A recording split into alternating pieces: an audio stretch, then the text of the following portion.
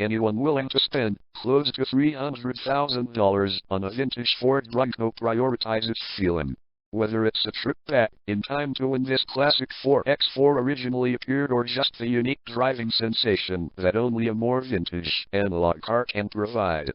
The Ford Bronco from Velocity Restorations functions more as a time machine than as a means of transportation.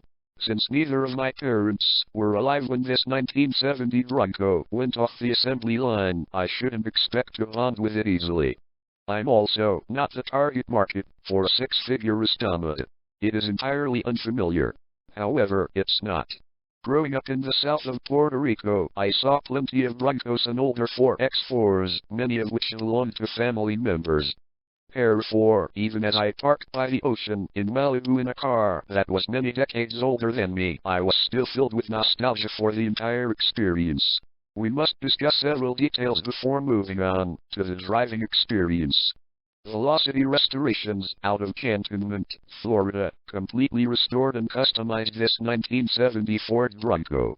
The company repairs a wide range of historic cars, including Broncos, K5 Blazers, Mustangs, F-100s, and F-250s.